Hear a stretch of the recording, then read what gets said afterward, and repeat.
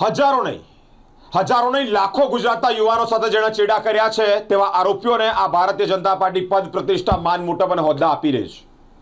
ભાજપના હાઈકમાન્ડરે એટલે કે પ્રદેશના નેતાઓએ દિગ્ગજ નેતાઓએ ટિકિટ ફાળવણી બાબતે પણ ધ્યાન રાખવું જોઈએ, કારણ કે ક્યાંક ને ક્યાંક એમ પડદાની આગળ કહેવામાં આવે છે કે આ શિસ્તબદ્ધ વરેલી પાર્ટી છે, વિશ્વની સૌથી મોટી રાજનૈતિક પાર્ટી છે.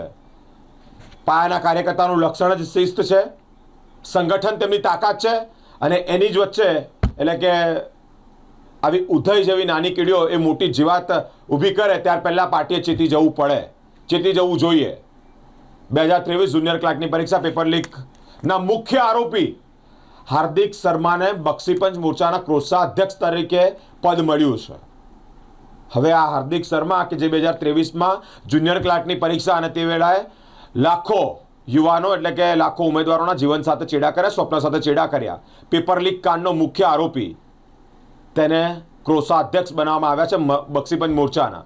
સાબરકાંઠાના પ્રાંતિજ વરાળ ગામના આ વ્યક્તિને જ્યારે હોદ્દો મળ્યો ત્યારે અનેક ચર્ચા વિચારણા અને વિપક્ષ અનેક પ્રશ્નાર્થ કરી રહી છે કે શું પાર્ટી પાસે નિષ્કલંક કોઈ વ્યક્તિઓ જ નથી કે જેને હોદ્દા આપવામાં આવે? સ્થાનિક સ્વરાજ્યની ચૂંટણી પહેલાં ટિકિટોની ફાળવણી કરો તે પહેલાં જ ઉમેદવારોના થોડા ઘણા ઇતિહાસ તપાસી લેજો.